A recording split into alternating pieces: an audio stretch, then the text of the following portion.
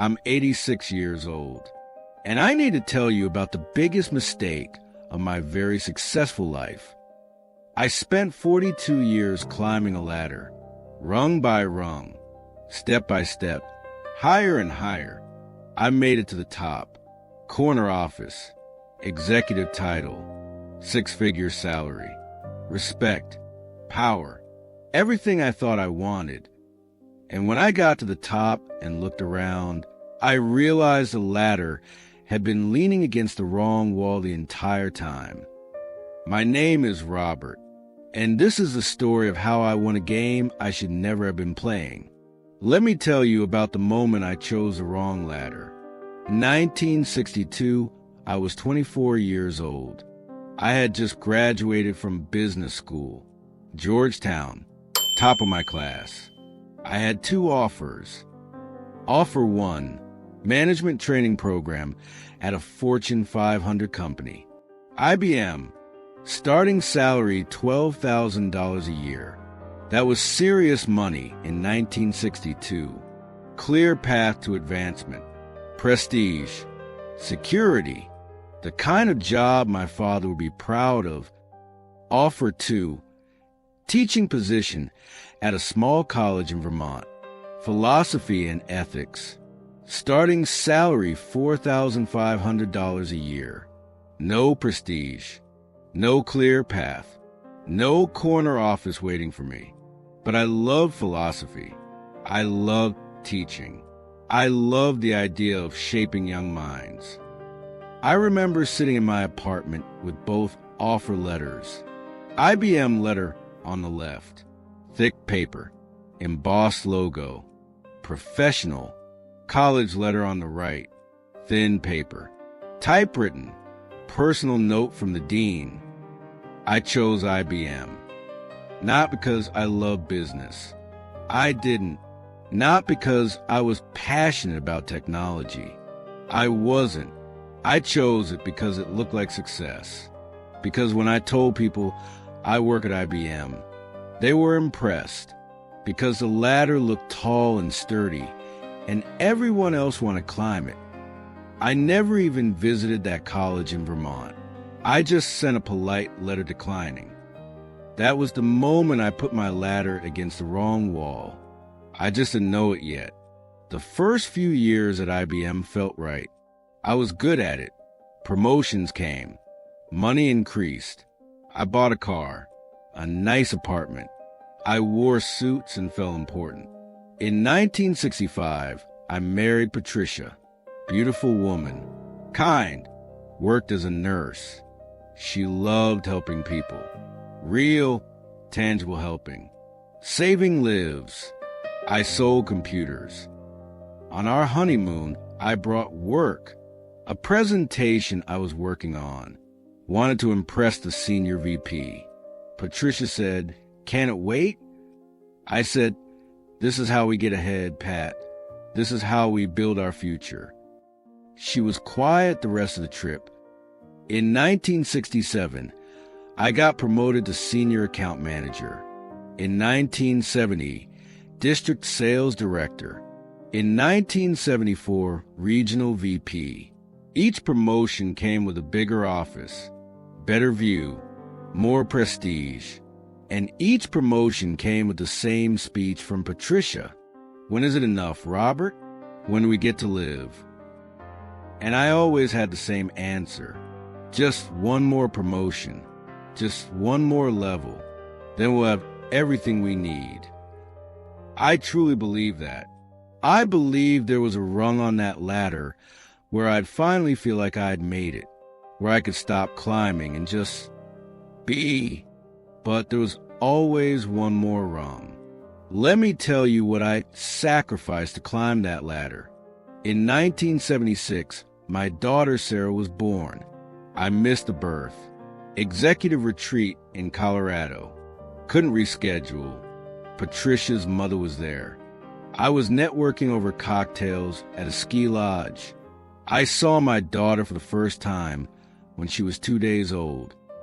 In 1979, my son Michael was born. I was there for the birth. Proud of myself for that. I stayed 2 hours, then went back to the office. Big merger closing. Had to be there. In 1983, Sarah's elementary school had a father-daughter breakfast. She made me a card, drew a picture of the two of us, my hero daddy. I had an 8 a.m. meeting, told her we'd do something special later. We never did. I told myself I was doing it for them, working hard so they'd have everything. Good schools, nice house, opportunities. But here's what I didn't understand. They didn't need opportunities. They needed me. Patricia tried to tell me this for 20 years. And for 20 years, I told her she didn't understand. I was building something, climbing, achieving. In 1985, I became VP of Operations. Big promotion, big salary increase, big corner office. Patricia said, "Congratulations. Will you be home for dinner now?" I said, "Pat, don't be like that. This is what success looks like." She said something then that I'll never forget. She said, "No, Robert, this is what absence looks like." In 1993, I became Chief Operating Officer. Coup, 2 steps from CEO, top of the ladder in sight. I was 55 years old. Everything I'd worked for was happening. I had the office, 23rd floor, mahogany desk, assistant, windows overlooking the city. I had the salary, $350,000 a year plus bonuses. In 1993, that was extraordinary. I had the title, business cards that impress people, respect from colleagues. I remember the day I moved into that office. I sat in my leather chair, looked out the window at the city below, all those people down there working their jobs, and I was up here. I climbed above them, and I felt nothing, not joy, not pride, not satisfaction, just empty. I thought, this is it? This is what I gave up everything for. But I pushed that thought away, told myself I was just tired, told myself I'd feel better after the next promotion. In 1997, Patricia left me. After 32 years of marriage, she packed 2 suitcases and moved to her sister's house. The divorce papers came to my office. I was in a board meeting. My assistant brought them in, apologetic. I excused myself, went to my office, read them. The divorce petition was 2 pages. It said, irreconcilable differences, but there was a letter attached. From Patricia, it said, Robert, I've loved you for 32 years, but I can't love someone who isn't there. You chose your ladder over your life, over us, over yourself. I hope you're happy at the top. I hope it was worth it. Patricia. I sat in my corner office and read that letter 3 times. And then I went back to the board meeting, because that's what you do when you're climbing. You keep climbing, even when there's nothing left at the bottom to come back to. In 2000, I became CEO, the top rung, the absolute peak, CEO of a Fortune 500 company, 62 years old. Everything I'd worked for, press conference, photo in the Wall Street Journal. Congratulations from everyone. My daughter Sarah sent a card. Congratulations, Dad. Not, I'm proud of you. Just congratulations. My son Michael called. Conversation lasted maybe 2 minutes. Polite, distant. I was CEO for 4 years, and they were the loneliest years of my life. Big office, big decisions, big pressure. But I go home to an empty apartment, frozen dinners, no one to talk to. I retired in 2004. I was 66 years old. Retirement party. 200 people. Speeches about my legacy, what I'd accomplished. I gave a speech thanking everyone, talking about the journey, the success. And as I stood at that podium, looking at all those people applauding, I realized something that broke me. I had climbed the wrong ladder. For 42 years, I had climbed with complete focus and determination, and I had made it to the top. But the ladder was leaning against the wrong wall. I had optimized for the wrong things. Title instead of impact. Salary instead of meaning. Corner office instead of connection. Respect from strangers instead of love from my family. I won the game, but it was the wrong game. After I retired, I did something I should have done at 24. I went to Vermont. I drove to that small college, the one that offered me the teaching job in 1962. It was still there, still small, still quiet. I walked around campus, watched professors and students, saw them talking, debating, learning. And I met a man, Professor Emeritus. He'd been teaching philosophy there for 40 years. His name was David. He was 70. We got coffee, started talking. I told him about my career, CEO, Fortune 500, success. He was polite, said it sounded impressive. Then I asked him, "Do you ever regret it? Staying here? Never climbing higher?"